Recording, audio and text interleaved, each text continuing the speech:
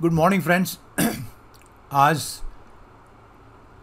The Hindu जो आपका newspaper है उसके अंदर एक 5 जुलाई का आज का उसमें एक आर्टिकल है। कभी कभी ये आर्टिकल भी हमें करने चाहिए और इसमें नॉलेज भी है और इंग्लिश तो होती है, इंग्लिश का पेपर है ना। तो मेरे साथ इसको आप पढ़िए, बाद में मैं इसका आपको वो डाल दूँगा PDF बना के उसमें डाल दूँगा, क्या नाम, टेलीग्राम चैनल पे, ठीक है। तो मेरे साथ पढ़िए इसको। इसकी हेडलाइन है एमिड Ladakh stand of China Pakistan hold talks. अभी हमारा जो स्टैंड ऑफ चल रहा है, स्टैंड ऑफ उसको पता है ना आपका, स्टैंड ऑफ का अर्थ होता है आर्ग्यूमेंट। ऐसा आर्ग्यूमेंट जिसका कोई पॉसिबल हल नहीं है उसको स्टैंड ऑफ कहते हैं, ठीक है। ये बहुत अच्छा वर्ड है, सबको आना चाहिए, स्टैंड ऑफ।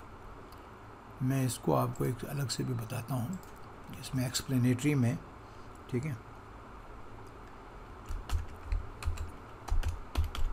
स्टैंड ऑफ का अर्थ होता है, ठीक है ना, अ सिचुएशन, है ना आपका, in which there is no possible solution to the argument. जो हमारा आर्ग्यूमेंट चल रहा है, अगर हम बहस चल रही है, उसका कोई सॉल्यूशन नज़र नहीं आ रहा, उसको कहते हैं स्टैंड ऑफ, ठीक है। ध्यान रखना, ठीक है। और किसी आदमी के लिए अगर आप कहोगे ही स्लाइटली स्टैंड ऑफिश, ये बहुत अच्छा वर्ड है, ध्यान रखना आपका, तो अनफ्रेंडली है, ठीक है, अनफ्रेंडली एंड वेरी फॉर्मल, बहुत फॉर्मल, ठीक है ना। आई डू नॉट नो, ठीक है ना आपका, is my friend but he is very standoffish. तो ये बड़ा अच्छा वर्ड है। और कभी मैं आपको वोकैब में ये दो शब्दों में मिलकर बनाओ, स्टैंड और ऑफ से, ऐसे बहुत सारे शब्द होते हैं, ये मैं आपको कराने की भी कोशिश करूँगा, ठीक है। ये कंपाउंड वर्ड्स कहलाते हैं। इंग्लिश में इनका भी बहुत ज़्यादा स्थान है, प्रयोग होता है भाषा में, तो इनको भी हमने सीखना है। स्टैंड ऑफ, स्टैंड आउट, ठीक है ना। ये मैंने बोल दिया तो ये तो सीख ही लो, स्टैंड आउट। जैसे मैं कहूँ इसका एक स्टैंड आउट फीचर, फीचर का तो होता है कोई गुण। What is the stand out feature of Indian politics? तो Indian politics is based on democracy. ये भारत की उसका स्टैंड आउट समझ गया आपका, इम्पॉर्टेंट फीचर, फीचर का मतलब गुण, है ना, इम्पॉर्टेंट, सिग्निफिकेंट, है ना, कैरेक्टरिस्टिक, फीचर, ये सबको आना चाहिए, ठीक है। किसी किताब का स्टैंड आउट फीचर क्या है तो बताओ, क्या है इम्पॉर्टेंट चीज़, क्या है? एक सेकेंड, हाँ। तो मेरे साथ पढ़िए आपका, इसकी सब हेडलाइन है Kashmir LOC situation figure in. अब देखो इसमें जो आपकी हेडलाइंस होती हैं इनकी कोई ग्रामर नहीं होती है, फिगर्स होना चाहिए, लेकिन वो बात नहीं है, that's right, situation figure in discussions, तो इनकी कोई ग्रामर नहीं होती है हेडलाइन की ना सब हेडलाइन की, ये भी आपने ध्यान रखना है। और इसमें आपने सीखना है पाकिस्तान और भारत के बीच में जो आपका लाइन ऑफ कंट्रोल कहलाता है, और चाइना और इंडिया के बीच में उसको LAC कहते हैं। तो ये आपके नॉलेज में भी काम है, कभी जीके में काम हो सकता है। LAC कहाँ है? लद्दाख के रीजन में, जो इंडिया और चाइना के बीच में। LOC लाइन ऑफ कंट्रोल, वो है लाइन ऑफ एक्चुअल कंट्रोल। तो ये भी डिफ्रेंशिएशन आपको आना चाहिए। मेरे साथ पढ़िए, the deteriorating situation on the line of control. Line of control कहते हैं कश्मीर का ध्यान आना चाहिए। In Kashmir came up for discussion between Chinese foreign minister Wang Yi and Pakistan foreign minister Shah Mahmood Qureshi on Friday, according to statements from Islamabad and Beijing. Islamabad और Beijing से ये statement निकला, तो उससे पता लगा दोनों की मीटिंग हुई है और उसमें उन्होंने कहा है, ठीक है आपका। और इसमें जो डिस्कशन में मुद्दा आया वो था कि लाइन ऑफ कंट्रोल पे, कहाँ, कश्मीर में जो लाइन ऑफ कंट्रोल में जो सिचुएशन है वो डिटीरियोरेटिंग है, बद से बदतर हो रही है। कभी कभी हमको अपने, ये हमारे दुश्मन देश ही हैं, इनके बारे में भी खबरें पढ़नी चाहिए कि वो क्या सोच रहे हैं, क्या उनकी सोच है। हालांकि ये काम हमारे नीति जो निर्धारण करते हैं उनका है, लेकिन एज ए सिटीजन हमको भी इसका पता होना चाहिए आपको। अब इसमें एक वर्ड आया बच्चों, deteriorate.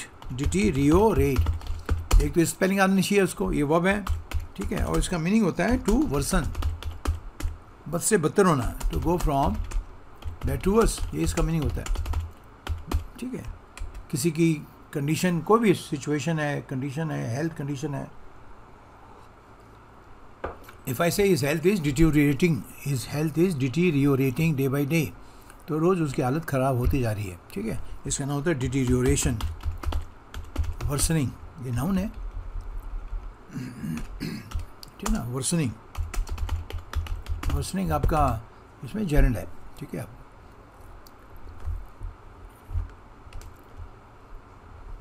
The deteriorating situation on the line of control in Kashmir came up, ये फ्रेज है केम अप फॉर डिस्कशन, ये पूरा फ्रेज बना के लिखो उसको आप, ठीक है ना आपको। और ये पास्ट टेंस में केम हो गया, और आपने इसको जनरल बनाना है फ्रेज, तो कम अप फॉर डिस्कशन। अगर आपने, इसका अर्थ होता है कि किसी पॉइंट का डिस्कशन के लिए सामने आना।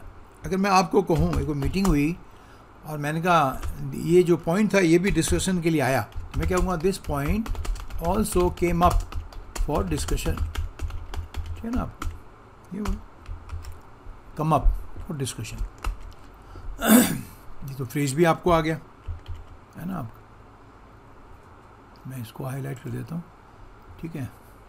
Between Chinese foreign minister Wang Yi and, ये आपका नॉलेज भी हो गया कि चाइना का फॉरेन मिनिस्टर वांग यी है, एंड पाकिस्तानी फॉरेन मिनिस्टर तो 20 बार आता है टीवी टाइप, सबको पता है, शाह मोहम्मद कुरैशी, ठीक है।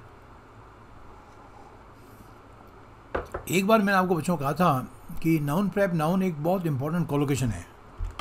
कौन सा? और किसी को अगर आपने इंग्लिश बहुत अच्छी बनानी हो तो वो ऐसे कोलोकेशन इकट्ठे कर सकते हैं। कुछ करना है, जिंदगी भर नहीं करना आपने। और कभी देखो, आपका सिचुएशन नाउन है, ऑन आपका प्रीपोजिशन है, लाइन ऑफ कंट्रोल फिर आपका नाउन है। नाउन के आगे डिटर्मिनर्स जैसे आ रखा है द, कोई पॉजिटिव एडजेक्टिव आ सकता है और कोई एडवर्ब भी आ सकता है, फिर प्रीपोजिशन आ गया, फिर आपका नाउन आ गया, ठीक है। फिर ये डिस्कशन आ गया जो नाउन है, फिर आपका प्रीपोजिशन आ गया, फिर आपका चाइनीज़ फॉर्मेशन नाउन आ गया, ठीक है। कुरैशी नाउन आ गया, ऑन प्रीपोजिशन हो गया, फ्राइडे फिर आपका नाउन हो गया, नहीं समझे आपका, ठीक है। और देखो आपका स्टेटमेंट्स आ गया, फिर आपका फ्रॉम आ गया, फिर आपका फ्रॉम के बाद में इस्लामाबाद आ गया। तो आपको इसी पैराग्राफ में नाउन प्रेप नाउन के कितने सारे उदाहरण मिल सकते हैं। क्या होता है कि इंग्लिश को मजबूत करने के लिए पहले तो समझ आना चाहिए कि नाउन प्रेप नाउन एक बहुत बढ़िया कोलोकेशन है। This is a collocation. मैंने आपको कई बार बताया है कि कोलोकेशन का अर्थ होता है कुछ शब्द साथ में आते हैं, group of words we generally come together. ये शब्दों पे भी होता है, शब्दों के पार्ट ऑफ स्पीच से भी कोलोकेशन बनती है। नाउन प्रेप नाउन है, ठीक है। Simple, student of my class और पेज ऑफ माई बुक, ठीक है ना, आपको that's right. The remarks of my boss, that's right. Allegations of theft, allegations of bribery, ये सारे कोलोकेशंस हैं, बहुत इंपॉर्टेंट होते हैं। ये पढ़ते पढ़ते समझा करो आप, और इनको कुछ को इकट्ठा भी करो जो आपको लगे बहुत इंपॉर्टेंट है। आपको बता रहा हूँ, जैसे एन आयोटा ऑफ ट्रूथ, तो ये एन आयोटा आप कह रहे हो तो नेचुरली आयोटा आपका नाउन है, बीच में प्रीपोजिशन आपका ऑफ आ गया। ये मैंने क्लास में कई बार करा रखा है, एन आयोटा ऑफ ट्रूथ, ठीक है। इसको जनरली नेगेटिव में इस्तेमाल करते हैं। There is not an iota of truth in what is saying, वो जो कह रहा है उसमें लैश मात्र भी सच्चाई नहीं है। तो कैसे कहोगे आप, there is not an iota of truth, किसमें, in what he is saying. तो सेंटेंस बन गया आपका, सेंटेंस को ही बोला करो। तो बड़ा इंपॉर्टेंट कोलोकेशन है नाउन प्रेप नाउन, ध्यान रखना, ठीक है। बाकी तो सिंपल ही है, according to statement from Islamabad and according to, according के साथ में हमेशा टू का प्रयोग करना है आपने, ठीक है। वो इन अकॉर्डेंस विथ होता है ना, इन अकॉर्डेंस टू कभी नहीं होता है। तो जब आप पढ़ते रहते तो सब चीज़ें क्लियर हो जाती हैं। ये फ्रेज है अकॉर्डिंग टू के अनुसार, और एक फ्रेज क्या है, इन अकॉर्डेंस विथ। एग्जाम में कई बार क्या हो जाता है, विथ की जगह टू आ जाता है, तो आपके दिमाग में अगर बैठा हुआ है कि अकॉर्डिंग के साथ में टू आता है, अकॉर्डिंग के साथ में विथ आता है, ठीक है ना। एनीवे, नेक्स्ट पैराग्राफ में आओ। The phone call between them, them का मतलब दोनों, वांगी और ये महमूद कुरैशी, कम्स अमिड। अपन इसका प्रयोग तब करते हैं, ये बातचीत तब हुई जब ऐसा माहौल था। अमिड का मतलब बीच में, ध्यान रखना आपका। हाँ, ये जो बातचीत फ़ोन कॉल से हुई होगी इनकी आपस में, ये भी आपने समझना है। कल ही अगर पैराग्राफ में और ये बात हो कि दोनों मिले थे या टेलीफोन से नहीं, भाई साहब लिखा फ़ोन कॉल, तो ये मीटिंग जो है फ़ोन कॉल से हुई है। अभी मीटिंग के अंदर जो उनकी बातें आई तो किसके बीच में आई? एमिड स्पेकुलेशन। स्पेकुलेशन करता था गैस, अंदाजा। ये वो बना हुआ है स्पेकुलेट से आपका, इसका अर्थ होता है, ठीक है, टू गैस, गैस लगाना, ठीक है ना, टू सरमाइज, टू गैस्टिमेट, ठीक है, गैस्टिमेट, ठीक है ना, एस्टिमेट लगाना, इसका मीनिंग एस्टिमेट हो जाता है, अंदाज़ा लगाना, ठीक है। आई am speculating 5% increase in the prices. तो मेरे को ऐसा अंदाज़ा है कि कीमतें 5% तक बढ़ेंगी। तो कैसे कहोगे? I am speculating. किसी भी चीज़ में अंदाज़ा लगा रहे हो आप। I am speculating that there will be no war between India and China. लेकिन हो भी सकते हैं ना, ये तो अंदाज़ा हमारा, कुछ भी बोलो आप। तो स्पेकुलेशन इसका नाउन हो गया आपका, ठीक है आपका। एक ने कहा कि ऐसा होगा, मैंने कहा ऐसा कुछ नहीं है, जरूर नहीं हो, ना होगा तो हो भी सकता है, नहीं भी, but it is only a speculation आपका, ये केवल अंदाजा है, it is only a speculation. और इसके बाद में ये सेंटेंस यहाँ भी ख़त्म कर सकते हो आप, और इसके बाद में दैट का क्लॉज भी लगा सकते हो। ये लैंग्वेज सीखना आपके लिए बहुत ज़रूरी है। It is only a speculation that India will have to fight, ठीक है, फाइट ऑन 2 फ्रंट्स। इसमें ये बात कही गई है, 2 मोर्चों पे भारत को लड़ना पड़ेगा, क्योंकि ये बदमाश कंट्रीज़ हैं तो उनका भरोसा नहीं है, ठीक है। हो सकता है एक तरफ पाकिस्तान हो जाए, एक तरफ आपका चाइना हो जाए। वैसे करेंगे नहीं है, क्योंकि इंटरनेशनल प्रेशर इनके ऊपर बहुत ज़्यादा है, ठीक है। स्पेकुलेशन सबको बचाओ आ गया, ठीक है ना। The phone call between them comes amid speculation. इस लोग ऐसा अंदाज़ा लगा रहे हैं, ऐसा लोगों का मानना है, that China and Pakistan are presenting a common front. Common front समझ गया आपका, एक फ्रंट प्रेजेंट कर रहे हैं in the standoff. Standoff बीच में आईफन लगा हुआ है, आईफन लगा भी सकते हो, बिना आईफन के भी आप कह सकते हो, कोई प्रॉब्लम नहीं है। Between the Indian army and PLA troops at the line of control in eastern Ladakh, ठीक है, which may require India to prepare for a 2 front war if action increases at the LOC as well, ठीक है। तो इसका आपको मेरे ख्याल समझ में आ गया होगा कि ये ऐसा एक कॉमन फ्रंट प्रेजेंट करे। कॉमन फ्रंट में आपका भारत एक तरफ और दोनों मिला के एक फ्रंट में LAC पे, एक फ्रंट में LOC पे, ठीक है। ये आपको समझ आ गया ना पैराग्राफ, इसमें वाकई कोई समझने वाली कोई चीज़ नहीं है, ठीक है। और इसके कारण इंडिया में require to prepare for a 2 front war if action increase at the LOC as well. तो हो सकता है कि भारत को फिर आपके 2 फ्रंट वॉर के लिए तैयारी करनी पड़े, क्योंकि दोनों पे आपका ये तनातनी है। LAC पे भी ऑलरेडी है चाइना के साथ में, और LOC में पाकिस्तान पैदा कर रहा है, ठीक है। आई होप कि क्लियर हो गया है ना, और इसमें कोई नया शब्द कुछ ऐसा है नहीं। तो इस आर्टिकल में लिखा हुआ है इंडिया चार्ज। तो इंडिया ने क्या चार्ज लगाया, क्या आरोप लगाया? इंडिया का आरोप क्या है? On Friday India issued a demarche. ये बहुत इंपॉर्टेंट वर्ड है ना, डिमार्श। डिमार्श का अर्थ होता है पॉलिटिकल और डिप्लोमेटिक इनिशिएटिव समझते हो आप लोग, पहल। तो पहल कैसे करते हैं आप? पहल करते हैं कुछ चिट्ठी लिखे, दैट इज कॉल्ड इनिशिएटिव, पहल। तो भारत ने एक पॉलिटिकल या समझ लो कि आपकी कूटनीतिक पहल की है, ठीक है। और ये पहल किस रूप में होता है? कोई ना कोई स्टेटमेंट दे के या लेटर लिख के। इंडिया इशूड इसको इशूड ही कहते हैं, ठीक है ना आपका। इंडिया इशूड डिमार्श, प्रोनाउंस करना इसको demarche to Pakistan over growing, ठीक है ना आपका। ये देखो, ये growing incidents of ceasefire violations by Pakistan forces along the, पूरा नाउन प्रेप नाउन देखो आप, Pakistan noun, over preposition, growing incidents. Growing इसमें आपका प्रेजेंट पार्टिसिपल एडजेक्टिव है, इंसिडेंट्स आपका नाउन है, फिर आपका प्रिपोर्शन है। सीज फायर इसके अंदर वैसे नाउन होता है, लेकिन ये नाउन के आगे आ रखा है तो एडजेक्टिव काम करता है। फिर बीच में प्रिपोर्शन है, फिर आपका पाकिस्तान है, फिर फोर्सेज है, फिर अलोंग प्रिपोर्शन है the LOC and the international boundary. ये बहुत इंपॉर्टेंट कोलोकेशन है, समझो आप, ठीक है। और इसका मीनिंग हो गया कि LOC पे जो आपके सीज फायर वायलेशन के केसेस बढ़ रहे हैं, उनको लेकर भारत ने पाकिस्तान को डिमार्च इशू किया है, एक डिप्लोमेटिक लेटर जारी किया है, ठीक है। ये बहुत शानदार है, ग्रोइंग इंसिडेंट्स ऑफ, ठीक है, growing incidents of ceasefire violation. इनको आप किसी डायरी में लिख सकते हो, इन कोलोकेशंस को, ठीक है। ग्रोइंग मतलब बढ़ती हुई इंसिडेंट घटनाएं। सीज फायर का तो आपको पता ही है, आपका सीज फायर वायलेशन का होता है कि जब दोनों के बीच में सहमति है कि सीज फायर होगा, गोली नहीं चलेगी, ठीक है। आपका सीज फायर समझते हो ना, जो सीज फायर का तो होता है गोलियों का ना चलना, ठीक है। और उसका वायलेशन पाकिस्तान बार बार कर रहा है, ठीक है, युद्ध बंदी जिसे कहते हैं आप, ठीक है ना। फॉरेन मिनिस्टर कुरैशी अंडरस्कोर करने का तो अंडरलाइन करना है, यानी किसी चीज़ को का महत्व बताना, ठीक है ना। और ये वर्ड सबको आने चाहिए, अंडरस्कोर करता होता है to tell that something is important, ये इसका मीनिंग होता है।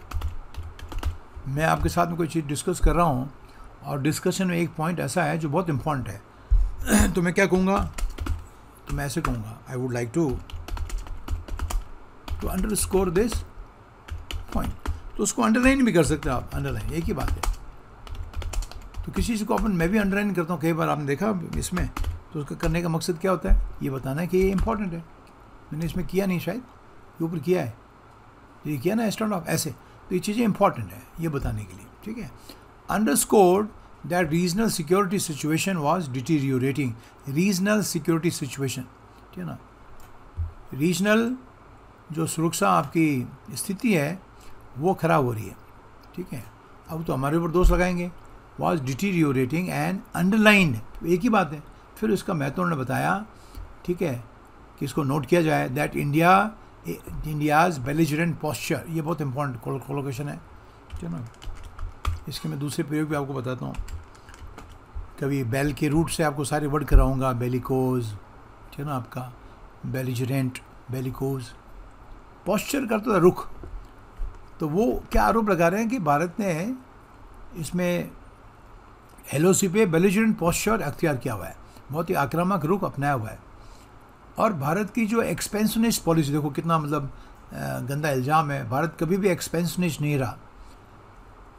एक्सपेंशनिस्ट चाइना है, पाकिस्तान तो हो नहीं सकता, छोटा देश है, क्या करेगा दूसरों पे कब्जा, लेकिन एक्सपेंशनिस्ट चाइना पक्का है, ठीक है। एक्सपेंशनिस्ट कौन होता है बच्चों, हालांकि आजकल संभव है नहीं कि देश की सीमाएं तय हैं, लेकिन फिर भी तरीके ढूंढ के, ठीक है ना, आपका चाइना अपनी सीमाओं का विस्तार करना चाहता है। तो मैं अक्सर कहता हूँ, और ये विस्तारवादिता तो इंग्लिश में कहते हैं expansionism. Expansion is the national policy of China. China की इतनी पॉपुलेशन है तो उसको कोशिश करता है ये दबाऊँ तो मेरा एरिया ज़्यादा हो जाए, तो लोगों को रहने के लिए जगह हो जाए। हांगकॉन्ग दबाया, अक्सर चीन पे पंगा डाल रहा है, तिब्बत पे है, नेपाल पे करेगा, फिर पाकिस्तान में कर दिया। पाकिस्तान के इधर पूरा आपको सी पैक के चक्कर में पाकिस्तान ने भी उसका आत्मसमर्पण किया हुआ है, ऐसे कुछ अरुणाचल प्रदेश में उसने टांग अड़ा रखी है। एक्सपेंशनिज्म का अर्थ होता है विस्तारवादिता, और ये विस्तारवादिता चाइना की राष्ट्रीय नीति है, उसको अपनी सीमाओं का विस्तार करना है, ऐसी उनकी राष्ट्रीय नीति है। लेकिन ऐसा कितना मुश्किल काम है, सबकी सीमाएं निर्धारित हैं तो आप अपनी सीमाएं कैसे बढ़ाओगे, तो ज़बरदस्ती किसी न किसी का हिस्सा दबाकर आप ऐसा करते हो। लद्दाख में करना चाहता है, उधर करना चाहता है, ठीक है। और अगर एक्सपेंशनिस्ट बोलोगे तो ये विस्तारवादी है, ठीक है, आप दैट्स राइट, ठीक है। तो चाइना इज़ एक्सपेंशनिस्ट। और उल्टा ये जो कुरैशी साहब हैं ये हमको कह रहे हैं कि भारत की जो एक्सपेंशनिस्ट पॉलिसीज़ हैं वो आर इम्पैरलिंग पीस। ओके, देखो वो पीस को खतरे में डाल रहे हैं, हमको कह रहे हैं देखो आप कैसे लोग हैं यार ये। आप हमने कब अपनी सीमाओं को एक्सपेंड करने की कोशिश की है। इम्पैरल करते हो खतरे में डालना, ये बड़ा इंपॉर्टेंट वर्ड है। इम्पैरल करते होता है टू इंडेंजर, ठीक, खतरे में डालना, ठीक है।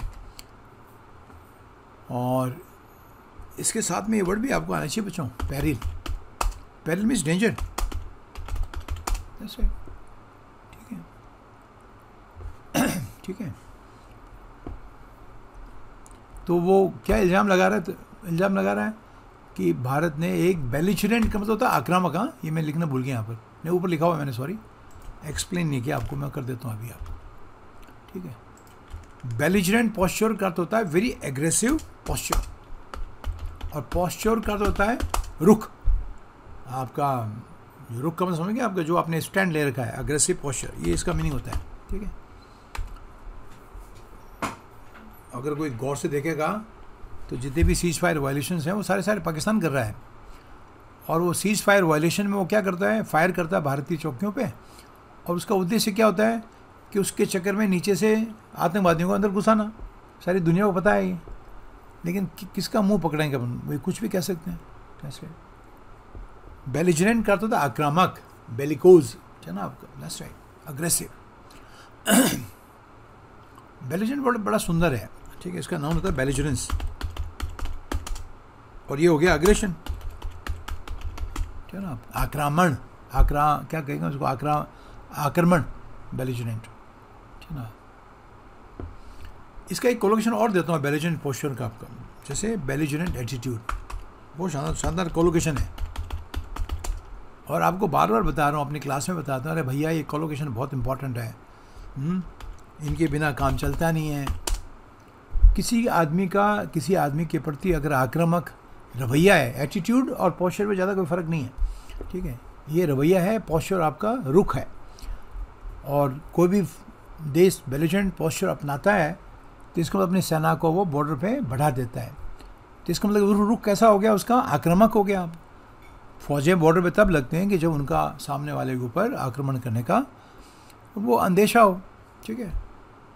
उसका पूरा फ्रेज बनो तो कैसे लगोगे, to have a belligerent attitude towards some, ये पूरा फ्रेज लेंगे, देखो आप, ये भी कोलोकेशन है, किसी के प्रति आक्रामक रुख रखना, आक्रामक रवैया रखना, आपका अपने पड़ोसी के साथ में या आपके पड़ोसी के आपके साथ में बेलिजरेंट एटीट्यूड है, तो उसका मतलब क्या हुआ, सामने से आएगा तो वो आते जाते आपको एल्बो कर देगा, है ना। एल्बो का अर्थ होता है कोहनी, लेकिन इसका मतलब एल्बो का मतलब कोहनी मारना भी होता है, ध्यान रखना, ये वर्ब भी है, ठीक है।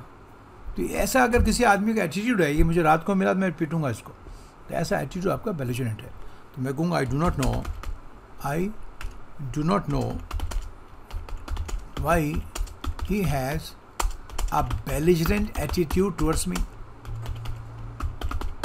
तो आपको जब तक सेंटेंस नहीं बनाओगे बच्चों, ये सिनोनिम एंटोनिम सीख के भी कुछ नहीं होता है, आपको सबका बनाना पड़ेगा, ठीक है ना।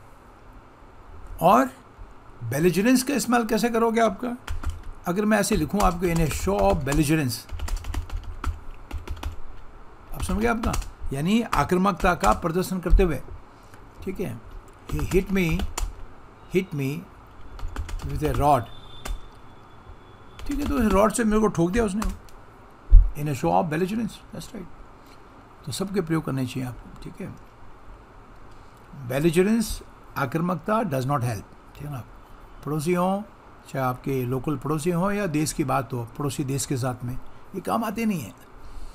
अभी सबका ध्यान अपनी इकनॉमी को ठीक करने पे लगना चाहिए, गरीबी मिटाने पे लगना चाहिए, फालतू के अपने इसमें हमको भी फंसा के रख देते हैं, तो देश प्रोग्रेस कैसे करेगा आप, ठीक है। ये सारे वर्ड आने चाहिए बच्चों, इम्पेरिल मैंने बता दिया, टू इंडेंजर, ठीक है। अगर मुझे कहना हो कि उसने अपनी ही ज़िंदगी खतरे में डाल दी है, ठीक है, किसी अंडरग्राउंड ग्रुप को ज्वाइन करके, तो ये कहूँगी yes imperil his own life, तो बड़े सुंदर शब्द बनते हैं आपको। There are many perils in this, मैंने सुने नहीं दी इसलिए मेरे दिमाग में आ रहा है। If I say he has इम्पेरिल्ड, ये डबल हमने एल लगाना, ध्यान रखना आपका, हाँ बच्चों, ये डबल एल हमको लगाना है क्योंकि ये अमेरिकन है, वो सिंगल एल लगाते हैं। He has imperilled his own life by getting involve in this nefarious activity. कोई भी ख़राब एक्टिविटी होती है, जैसे स्मगलिंग है या और कोई गंदा काम है, तो उसमें इन्वॉल्व करके उसमें शरीक होकर उसने अपनी ही ज़िंदगी को खतरे में डाल दिया। अभी देखो विकास दुबे है ना, कई लोगों के साथ में उसका संपर्क था, तो उसके हौसले बुलंद हो गए, इतने हो गए उसने 8 पुलिस वालों को मार दिया। अब क्या हुआ, उसी के वो क्या है, वो JCB से उसका मकान टूट गया, माँ कह रही है उसका इनकाउंटर कर दो, 2 रिश्तेदार उसके ठोक दिए, कब तक बचेगा ये, कभी नहीं पकड़ा जाएगा, ठुक जाएगा आप। तो ये लोग थोड़ा सा उसके लिए पता नहीं क्या सोचते हैं, शायद भगवान जाने, किसी अपराधी के दिमाग में कोई साइकोलॉजिस्ट घुस के ही कुछ चीज़ें निकाल सकता है कि why do they do it, ठीक है। और किसी ने ये काम करोगे, नहीं यार के ये काम मैंने, इसमें बहुत खतरे हैं, तो क्या कैसे कहोगे, there are many perils in this work. तो सबके संदेश आपको बनाने आने चाहिए, ध्यान रखो, ठीक है। और उसमें जब संदेश बनाते हो बच्चों, ठीक है, आपका उनके फ्रेज बनाना सीखो। ये आर लगा हुआ है, इसे बी लगा दो, ठीक है, और मैनी को लिख दो, मैनी पेरिल्स, फिर आगे क्या लगाओगे, मैनी पेरिल्स इन समथिंग, इस फ्रेज बन गया। आप इसका फ्रेज कैसे निकालोगे, आपका इसका फ्रेज ऐसे निकलेगा, टू पेरिल वंस, वो इसकी जगह वंस लिखना पड़ेगा ताकि चेंज करने में आपको आसानी है, one's life, to imperil one's own life, अपनी ही ज़िंदगी खतरे में डालना या दूसरों की ज़िंदगी खतरे में डालना, ये एज इम्पेरिल अदर पीपल्स लाइफ। कितने से बना सकते हो आप, ठीक है। और एल्बो का मतलब कोहनी मारना भी होता है और कोहनी भी होता है, नाउन भी है, दोनों भी है। तो वो क्या उसमें लगा है कि भारत एक्सपेंशनिस्ट है, उसकी पॉलिसी देखो आप, हमने कौन से देश की जगह रोकी है या मारी है, और वो भारत क्या कर रहा है कि इस रीजन में पीस को खतरे में डाल रहा है, imperilling peace. In fact Pakistan and China are imperilling peace in the region by indulging in these activities, उल्टा है। और ये किस में कहा गया है, एक रिलीज में, रिलीज का होता है कोई आपका न्यूज़ जो रिलीज हुई है पाकिस्तान फॉरेन मिनिस्ट्री द्वारा, उसमें ऐसा कहा गया है, ठीक है, which also refer to situation in Jammu and Kashmir, ठीक है। Also briefed mister Wong about the repeated violations committed by India across the LOC, और उसमें उसने इसको वांग यी को बताया, कुरैशी ने, कि भाई इन्होंने इतनी बार आपका LOC के अंदर आपका सीज फायर का उल्लंघन किया है, लेकिन ये गलत है, ठीक है ना, आपका ये गलत है। एनीवे बाकी इसमें कोई मुश्किल शब्द है नहीं आपका, ठीक है। ये आप कोलोकेशन लगा सकते हो, रिपीटेड वायलेशंस कमिटेड बाई, यहाँ पर कमिट का मतलब करना होता है, ठीक है ना आप। और इसको फ्रेज बना के लिखोगे तो ऐसे लिखो, देखो मैं बताऊँ आप, ये थोड़ा शब्दों के साथ में खेलना भी आना चाहिए आप, ठीक है ना। आप इसको ऐसे बना दो, टू कमिट रिपीटेड वायलेशंस, और कौन से वायलेशंस हैं तो आगे लगा दो cease fire. Pakistan has committed repeated cease fire violations on LOC। LOC कहते हैं कश्मीर, LAC कहते हैं लद्दाख का रीजन, इंडिया चाइना बॉर्डर है ना। ये फ्रेज बना, चेंज कर दो थोड़ा सा, शब्दों को तोड़ो मरोड़ो, थोड़ा उसको करना सीखो। China's ministry of foreign affairs said the two ministers exchange, आदान प्रदान किया व्यूज़ का, किसके बारे में, the situation in Kashmir, Afghanistan and south Asia, उन सब के बारे में उन्होंने अपने विचार आदान प्रदान किए।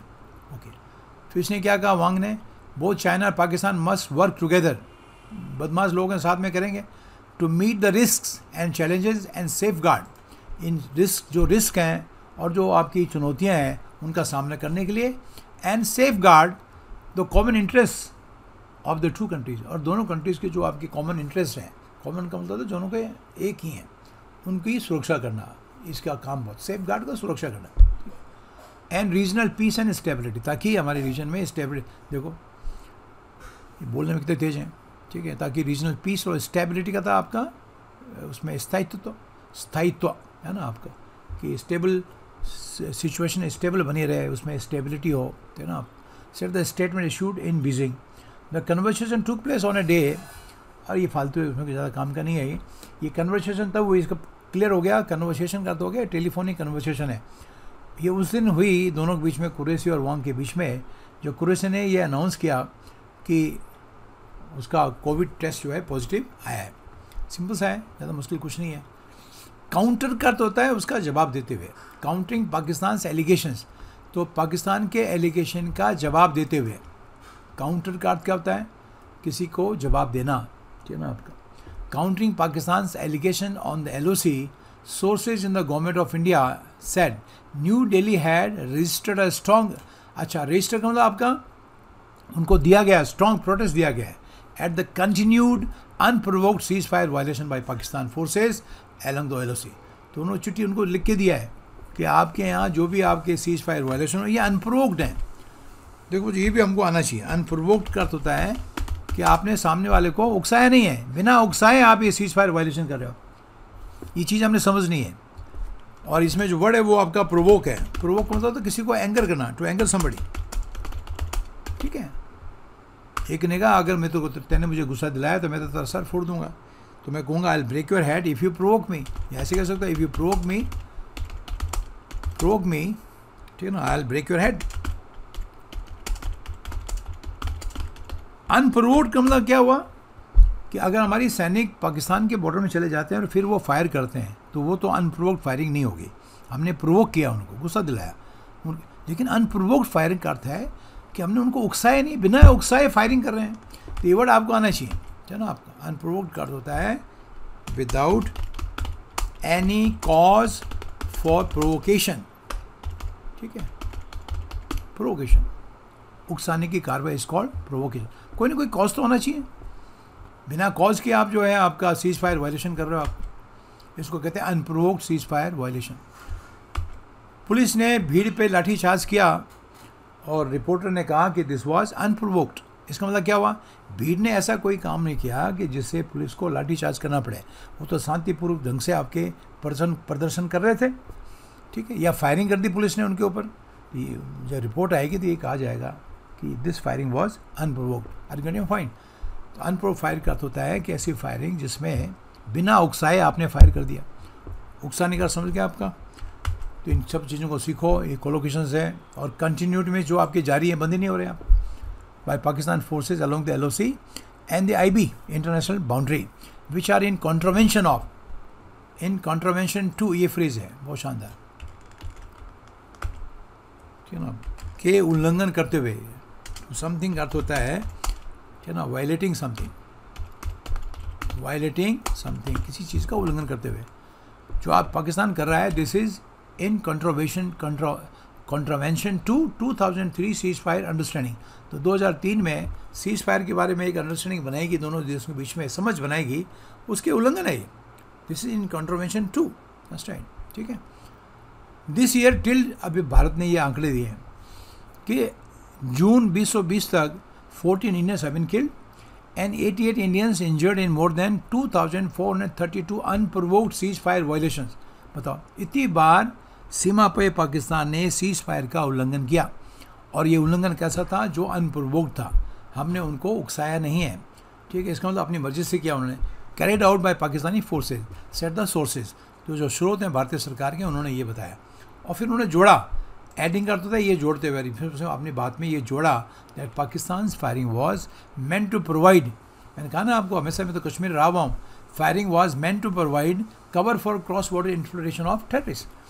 तो ये हमारी पोस्टों पे, हमारी चौकियों पे फायरिंग करते हैं ताकि जो है पोस्ट वाले नीचे दब जाए और उसके फायर के नीचे से वो आतंकवादियों को घुसा दें। अब ये टेक्निक उनकी चलती नहीं है, ये सारे मारे जाते हैं, ठीक है ना आपका, समझ गया आपका। तो पाकिस्तान, भारत ने बताया कि जो पाकिस्तान फायरिंग है इसका मतलब क्या था, it was meant to provide cover, ताकि cross border infiltration of terrorist के लिए एक कवर दे सके। कवर समझते हो, फायर कर दिया आपने तो उस चौकी वाले चुप हो जाएंगे, नीचे दब जाएंगे और नीचे से आपके ये टेररिस्ट अंदर घुस जाएंगे, उनका हमारे देश में आपका इन्फिल्ट्रेशन हो जाएगा ना। इन्फिल्ट्रेशन को आता है, और जगह जगह देखो आपका वही है, देखो आप provide cover, preposition, cross border, फिर इन्फिल्ट्रेशन, फिर आपका ऑफ प्रिपोजिशन, फिर आपका नाउन। नाउन प्रेप नाउन बहुत इंपॉर्टेंट है। आगे चलिए, despite this concerns having been shared, ठीक है, including through the channel of DGMO, the Pakistan forces have not ceased such activities, the sources said. Sources ने कहा है कि despite this concern have been shared, ये जो चिंता की बातें हैं, है ना, डिस्पाइट दिस कंसर्न्स मीन चिंता की बातें हमने शेयर की पाकिस्तान के साथ में सभी तरह से। और बल्कि इसमें DGMO की मीटिंग भी हुई, DGMO director generals of military operations के आपस में जनरल्स लिखा हुआ है, तो इसको दोनों साइड के DGMO ने इसको बैठ के डिस्कस किया है।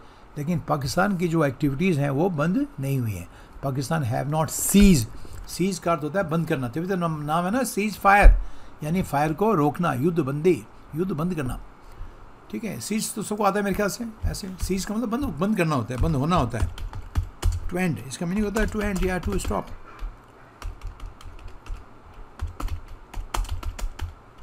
Pakistan has not ceased these activities despite the demarche and despite, ठीक है ना आपका, the DGMO मीटिंग में हो गई तभी उन्होंने अपना ये बंद नहीं किया।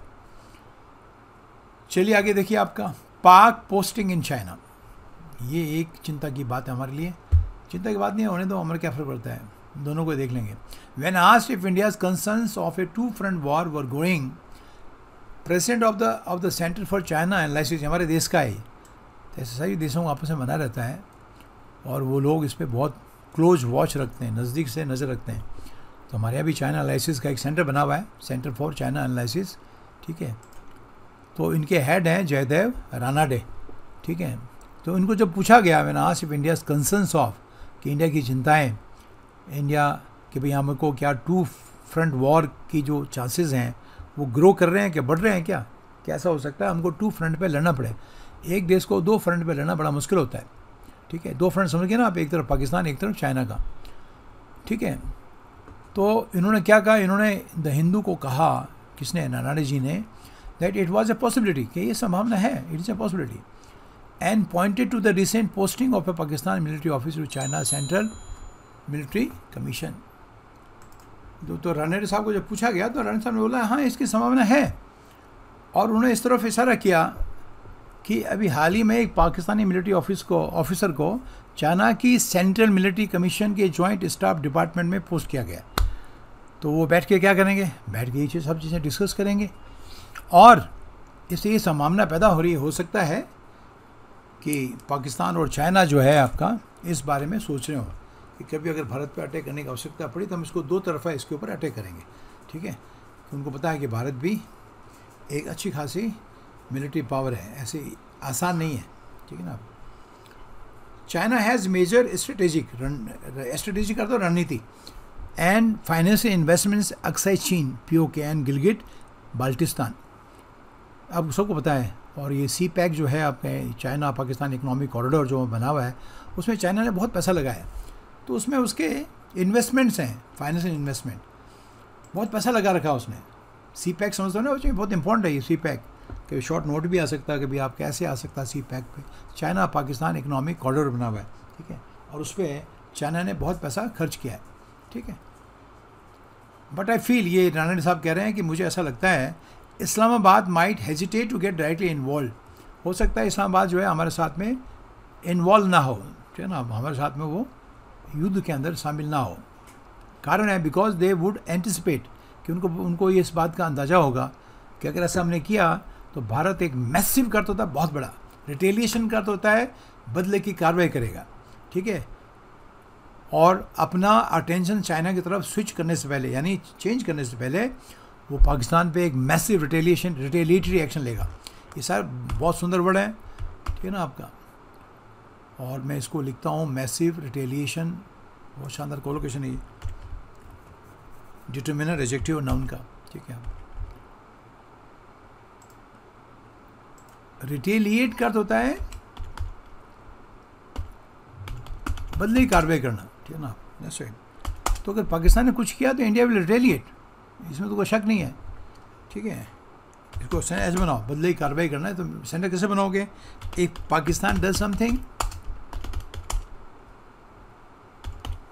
इस पाकिस्तान कुछ करता है तो India will retaliate, India will चुप थोड़ी बैठेगा, उसके बदले की कार्रवाई करेगा, हमेशा करता है आपका। अगर वो बॉर्डर पे LOC पे फायर करता है हमारे पोस्ट में, तो वापस उनको रिटेलिएट कर किया जाता है, ठीक है। और इसका नॉन मतलब रिटेलिएशन, ठीक है ना, ये सब आना चाहिए हमको, ठीक है ना, बदले की कार्रवाई, ठीक है ना। और इसका एडजेक्टिव मतलब रिटेलिएटरी,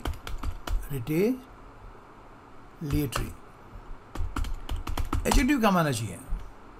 और इसका मैं कोलेक्शन बनाऊं तो ऐसे बनाऊंगा, मैसिव रिटेलिएटरी, ठीक है ना आपका, एक्शन। और ये पाकिस्तान को अंदाज़ा है, एंटिसिपेट कर देता है, उसके बारे में आप अंदाज़ा लगाना, सोचना, ठीक है। तो अगर ये पाकिस्तान सोच रहा है कि चाइना और हम दोनों मिलकर करेंगे, तो उसको पता है कि भारत अपना ध्यान चाइना पे लगाने से पहले there will be a massive retaliatory action from India, और वो पाकिस्तान के लिए भारी पड़ेगा। Are you getting my point? ये इसमें लिखा गया है by India before it switch. Switch का मतलब चेंज करना, स्विच का मतलब क्या होता है? चेंज करना। ये वर्ड भी आना है स्विच हमको, हाँ ध्यान रखना। स्विच का मतलब स्विच तो होता ही है, स्विच खटका बिजली का, लेकिन स्विच आपका वर्ब भी है, उसके हिसाब से इसका मीनिंग होता है टू चेंज। अगर मैं आया तू इधर आ जा, तू इस कुर्सी पे बैठ जा और मैं इधर बैठ जाता हूँ, ठीक है ना, तू लंबा है तो मेरे सामने आदमी बैठा हो, सामने दिखाई देना है, तो मैं कहूँ क्या कहूँगा? Let us switch our seats, बोलना आ जाएगा, let us switch our seats, ये सब बोलना आना चाहिए हमको। तो अपनी सीट चेंज कर लेते हैं जनाब। क्या भाई इसके प्रॉब्लम, ठीक है। Before it switches is entire attention to China, और इससे पहले कि भारत अपना चेंज करके पूरा अपना अटेंशन चाइना पे लगाए, पाकिस्तान को एक ज़बरदस्त रिटेलिएशन झेलना पड़ेगा, और वो इसके लायक होगा नहीं, छोटी सी कंट्री हो। India has fought with Pakistan at LOC on several occasions. LOC बहुत बार हमारा उनके साथ में आमना सामना हो चुका है, लड़ाई हो चुकी है। And with China at the LAC, LAC ध्यान रखना, LAC China, LOC Pakistan, LAC इन 1965 में भी हो चुका हमारा, ठीक है, इसी रीजन में शायद। However it has not so far had to deal with two fronts, लेकिन अभी भारत को टू फ्रंट सिचुएशन से निपटना की आवश्यकता नहीं पड़ी। टू फ्रंट समझ गए आपका, कि एक साथ पाकिस्तान और चाइना से काम पड़े, ऐसा कभी हुआ नहीं है। लास्ट मंथ, पिछले महीने, army chief general Naravane said India must remain alive to the threat तो है टू फ्रंट वॉर की, और उसको प्रति हमको जागरूक रखना है, जागरूक रहना है। रिमेन अलाइव मीन्स, अलाइव मतलब जिंदा नहीं है, ये अलाइव मीन्स उसके प्रति जागरूक रहना है। किसके प्रति? जो आपके टू फ्रंट वॉर की थ्रेट है। थ्रेट का मतलब आपका जो खतरा है, यहाँ पर थ्रेट मतलब धमकी नहीं है, यहाँ थ्रेट मतलब खतरा है, ठीक है। And in January 2020 refer to dual task formations as a countervailing strategy.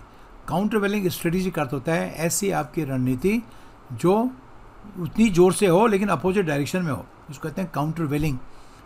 बड़ा अच्छा वर्ड है, सबको आना चाहिए काउंटर वेलिंग का। मैं आपको डिक्शनरी में भी दिखाने की कोशिश करता हूँ, ठीक है ना आपका। तो हमारे पास में काउंटर वेलिंग स्ट्रेटेजी होनी चाहिए, रणनीति होनी चाहिए, कि वो दोनों कर सकते हैं ये। तो काउंटर वेलिंग का अर्थ होता है having equal force but in opposite direction, ये काउंटर वेलिंग का अर्थ होता है। काउंटर वेलिंग का अर्थ होता है सेम वही ताकत इंडिया चाइना लगाए ना, तो भारत को अकेले को लगानी पड़ेगी, चाइना के अगेंस्ट में भी और पाकिस्तान के अगेंस्ट में। Having equal force but in opposite direction. बड़ा सुंदर है आपका, दैट्स राइट। जैसे कोर्ट में केस चलता है ना आपका, तो दोनों वकील लड़ रहे हैं। If I say he presented countervailing arguments, दो साइड के वकील हैं ना बच्चों, वो लड़ रहे हैं आपस में कोर्ट में, तो मैंने कहा भाई इस वकील ने सामने वाले वकील के जोरदार तरीके से, ठीक है ना, उसकी बातों के ऊपर आर्ग्यूमेंट किया, तो मैं कैसे कहूँगा कि ही प्रेजेंटेड, और उनमें सेम ताकत थी, जिस ताकत से उसने आर्ग्यूमेंट किया है ना, उसी ताकत से इसने भी किया। He presented countervailing arguments, ठीक है, इन द कोर्ट। सामने वकील वाले ने किए तो सामने वाले ने भी किए, और उसके जो आर्ग्यूमेंट्स थे वो भी इतने स्ट्रॉन्ग थे जितने सामने वाले के थे। He presented countervailing arguments in the court. बड़ा सुंदर वर्ड ये काउंटर वेलिंग। तो इस तरह से आपको बहुत कुछ सीखने का मौका मिलता है, ठीक है। और इसी तरह से धीरे धीरे हम सीखते सीखते, मैं इसका पूरा आपको एंट्री कॉपी करके बताता हूँ ताकि काउंटर वेलिंग का प्रयोग आपको आ जाए। ये डिक्शनरी एंट्री है, ये वाली, सॉरी नीचे वाली, काउंटर वेलिंग। ये इसका उच्चारण है, इसका उच्चारण है काउंटर वेलिंग। ये एडजेक्टिव है नेचुरली, प्रेजेंट पार्टिसिपल, नाउन के आगे लगेगा before noun. Having equal force but an opposite effect, ठीक है। There was nobody strong enough to lead an effective countervailing force against the dictator. तो एक आपका डिक्टेटर था, सैम वू कमांडर, तो उसके अगेंस्ट में कोई ऐसा आदमी नहीं था कि जिसके पास में इफेक्टिव काउंटर वेलिंग फोर्स हो। अगर हो तो फिर क्या होगा, फिर इसको वो दबा सकता है, हरा सकता है। और ये सेम देखो कोलोकेशन दे रखा, ये कोलोकेशन बहुत इंपॉर्टेंट होते हैं। अ काउंटर वेलिंग आर्गूमेंट, तो आपने कोई आर्गूमेंट किया जो बहुत जोरदार था, but you also faced countervailing argument from the opposition, तो आपको अपने विरोधियों के से भी बड़ा स्ट्रॉन्ग आर्गूमेंट मिला।